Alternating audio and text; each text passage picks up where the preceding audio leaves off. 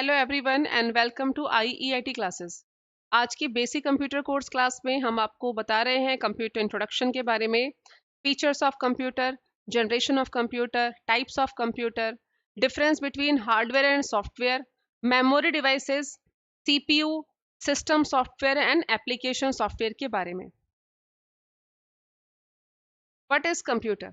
Computer is an electronic device which input data with the help of input devices, process the data and provide output according to the user requirement. तो computer जो है वो एक electronic device है जो data input होने के बाद उसे प्रोसेस करके रिजल्ट जो है यूजर के रिक्वायरमेंट के अकॉर्डिंग यूजर को प्रोवाइड करके देता है। तो बेसिकली ये 3 स्टेप्स पे काम करता है। सबसे पहले इनपुट होता है, देन प्रोसेस और फिर होता है आउटपुट। नेक्स्ट स्लाइड में आपको बताया जा रहा है फीचर्स ऑफ कंप्यूटर। तो कंप्यूटर के जो फीचर्स हैं इसमें 6 जो इसके फीचर्स है वो मेन है। पहला आता है speed. Computer can perform million of operations पर सेकंड। सेकंड आता है accuracy. It provide accurate result, तो इसमें आपको रिजल्ट एक्यूरेट मिलता है। स्टोरेज है, store vast amount data for the future task, तो भविष्य के लिए आपका डेटा परमानेंट स्टोर हो जाता है। वर्सेटैलिटी है, it can perform multiple type of tasks. Diligence means computer does not get tired and it can work continuously without any tiredness. Automation, execute command automatically after being programmed. तो ये सब जो है ये है फीचर्स। उसके बाद जनरेशन ऑफ कंप्यूटर में चलते हैं। तो जनरेशन में सबसे पहले who is the father of computer? तो the first automatic machine designed in 1822 was created by English mathematician and inventor Mr. Charles Babbage. Mr. Charles Babbage ने 1822 में फर्स्ट जो है एनालिटिक इंजन जो है उसको बनाया था। उसके बाद फर्स्ट जनरेशन ऑफ कंप्यूटर जो है ये 1940 से लेके 1956 के बीच में वैक्यूम ट्यूब्स जो है इसमें यूज होते थे। और वैक्यूम ट्यूब की वजह से आप देखो ये कंप्यूटर जो है ये एक बड़े हॉल से कम नहीं है, एक बहुत बड़ा कमरा है जो एक कंप्यूटर की तरह है। और इसके अंदर यूजर जो है, जो ऑपरेटर है, उसको अंदर से इसको ऑपरेट करना पड़ता था। The vacuum tube for circuits and magnetic drum for memory. इसके अलावा large in size and consume lots of electricity. Vacuum tube की वजह से इसका साइज इतना बड़ा था और ये इतने ज़्यादा इलेक्ट्रिसिटी कंज्यूम करता था कि इसमें बहुत देर तक काम करना जो था वो बहुत ही मुश्किल था। एग्जाम्पल है इसका ENIAC और UNIVAC।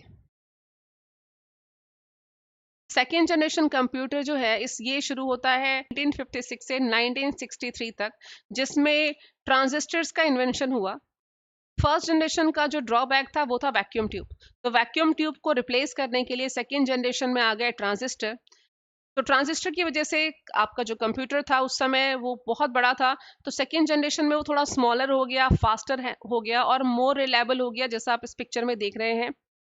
प्रोग्रामिंग लैंग्वेज में क्या फ़र्क आया? तो फर्स्ट जनरेशन में मशीन लैंग्वेज यूज़ होती थी, यानी कि binary number system 0-1। Second generation में असेंबली लैंग्वेज आ गई जिससे काम करना ईजी हो गया। एग्जाम्पल है IBM 1401। थर्ड जनरेशन 1964 से लेकर 1971 तक इसमें इन्वेंशन हुआ इंटीग्रेटेड सर्किट्स का, जिसको आईसीज बोला जाता है। Use ICs instead of transistor, तो ट्रांजिस्टर के बदले आईसीज आ गया। Faster, smaller, cheaper and more energy efficient. Operating system start to appear. Example है IBM 360। फोर्थ जनरेशन 1971 से प्रेजेंट तक, और इसमें इन्वेंशन हुआ माइक्रो प्रोसेसर का। यूज्ड माइक्रो प्रोसेसर, इसका मतलब है 1000 of ICs on a single chip. Very small, powerful and affordable. Computer become personal computer, PCs। Example Intel 4004, modern personal computer. ये सब एग्जाम्पल्स हैं फोर्थ जनरेशन ऑफ कंप्यूटर के। और अब जो फिफ्थ जनरेशन ऑफ कंप्यूटर है, यानी कि प्रेजेंट एंड फ्यूचर, भविष्य में क्या होने वाला है और प्रेजेंटली क्या चल रहा है, तो ये जो फिफ्थ जनरेशन है ये है आर्टिफिशियल इंटेलिजेंस की।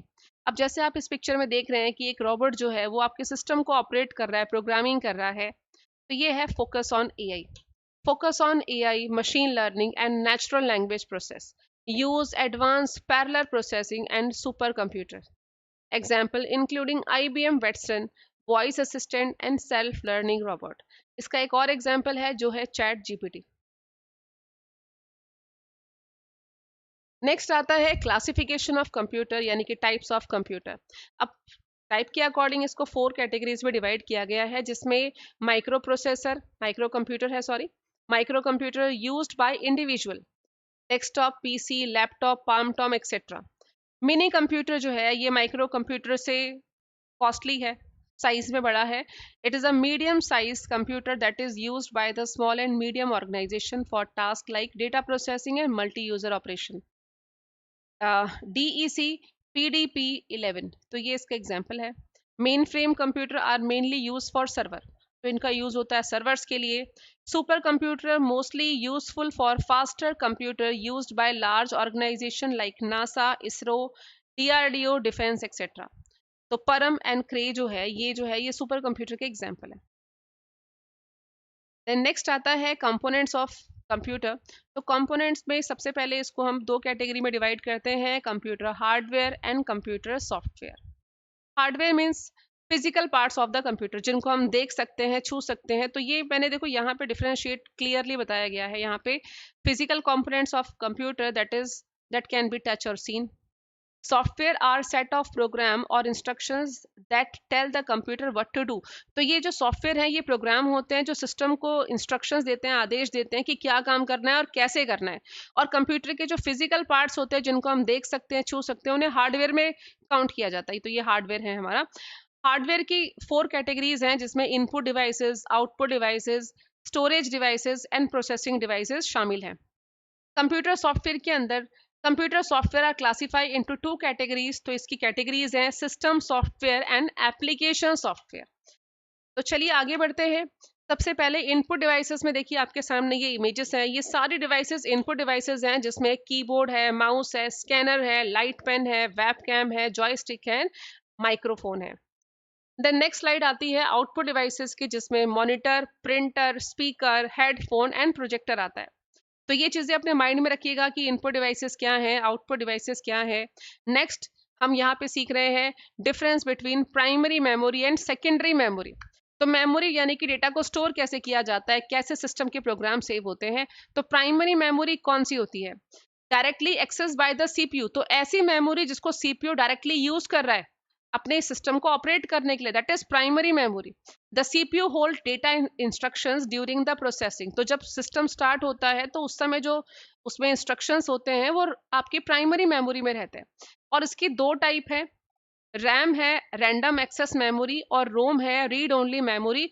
इनके बारे में डिटेल में हम आपको आगे स्लाइड में बताने वाले हैं। सेकेंडरी स्टोरेज डिवाइसेस किस लिए यूज होती हैं? Use to store data permanently for the future use.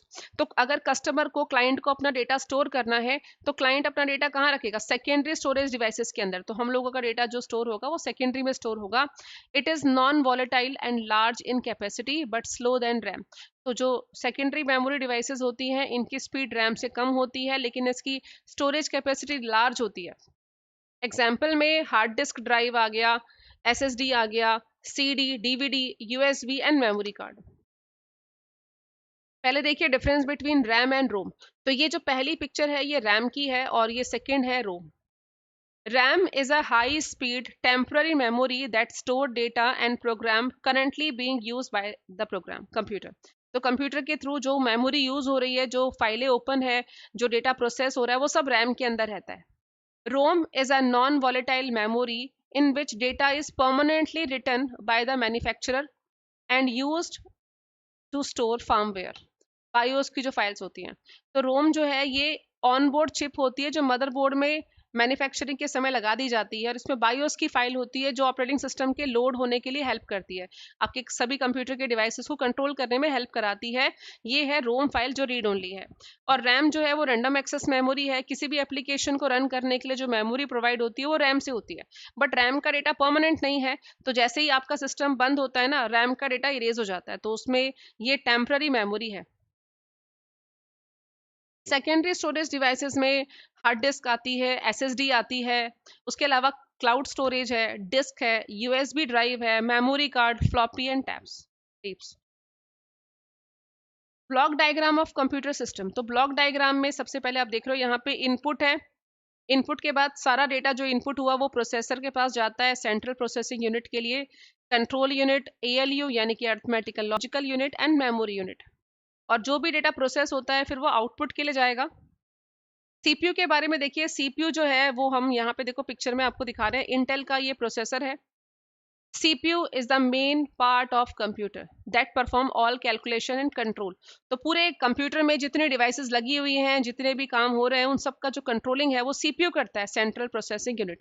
इसलिए उसे बोला जाता है brain of computer, it is a brain of computer. और इसके अंदर तीन मेन फंक्शनलिटीज होती है, तीन मेन पार्ट होते हैं इसके। पहला है ALU का, arithmetical and logical unit, to handle arithmetical and logical operation. CU का काम है कंट्रोल यूनिट, डायरेक्ट, यहाँ लिखा है direct data flow and control operations. Memory unit जिनको हम रजिस्टर्स भी बोलते हैं, small but high speed memory using inside CPU। Then आता है कंप्यूटर सॉफ्टवेयर्स के बारे में। तो कंप्यूटर सॉफ्टवेयर्स ऐसे प्रोग्राम्स होते हैं जो कंप्यूटर को इंस्ट्रक्शन देते हैं how to operate, how to work.